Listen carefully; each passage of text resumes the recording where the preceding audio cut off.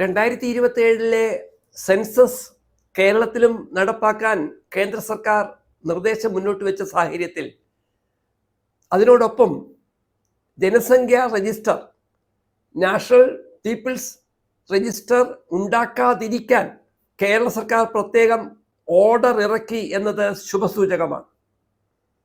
രാജ്യത്ത് എല്ലാ 10 വർഷം ഇരിക്കുമ്പോഴും കന്യാകുമാരി കണക്കെടുപ്പുകൾ ബ്രിട്ടീഷുകാരുടെ കാലത്ത് തന്നെ തുടങ്ങിയത് 2021 സമയത്ത് നടപ്പാക്കാൻ കഴിയാത്ത സാഹചര്യമായിരുന്നു ഇന്ത്യയിൽ ഉണ്ടായിരുന്നത്.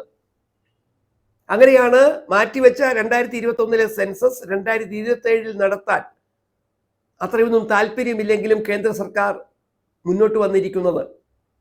എന്നാൽ ആ സെൻസസ് നടത്തുന്നതിനോടൊപ്പം ജനങ്ങളുടെയോ സംസ്ഥാന സർക്കാരിൻ്റെയോ അറിവില്ലാതെ തന്നെ ജനസംഖ്യാ രജിസ്റ്റർ NPR ഉണ്ടാക്കാനുള്ള ശ്രമങ്ങൾ നടത്താൻ ചില സാധ്യതകളുണ്ട് എന്ന് തിരിച്ചറിഞ്ഞുകൊണ്ട് സംസ്ഥാന സർക്കാർ എടുത്ത പുതിയ തീരുമാനം തീർച്ചയായും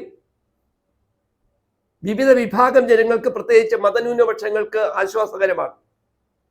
രാജ്യത്തിൻ്റെ ജനസംഖ്യ കണക്കെടുപ്പിനോടൊപ്പം എന്തിനേറെ പറയുന്നു, തെരഞ്ഞെടുപ്പിലെ വോട്ടേഴ്സ് പട്ടിക തന്നെ പുതുക്കുന്ന സമയത്തിനൊപ്പം ഇന്ത്യക്കാരാണോ ഈ ആളുകൾ എന്ന് സംശയം ഉണ്ടാക്കുന്ന വിധത്തിലുള്ള ചില ഇടപെടലുകൾ കേന്ദ്ര സർക്കാർ പലതരത്തിൽ നടപ്പാക്കിക്കൊണ്ടിരിക്കുമ്പോൾ NPR സംസ്ഥാനത്ത് ഇപ്പോ സെൻസസിനോടൊപ്പം നടപ്പാക്കാൻ പാടില്ല എന്ന് സംസ്ഥാന സർക്കാർ എടുത്ത തീരുമാനം കേരളത്തിലെ മുഴുവൻ ജനങ്ങൾക്കും ആശ്വാസകരമായിരിക്കും.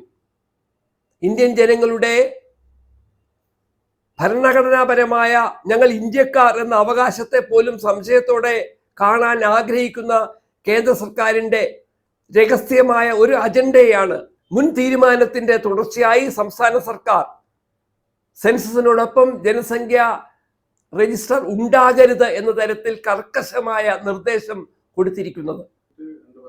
നമുക്കറിയാവുന്നതുപോലെ 2020 രാജ്യത്താകെ വലിയ കൊള്ളക്കമുണ്ടാക്കിയ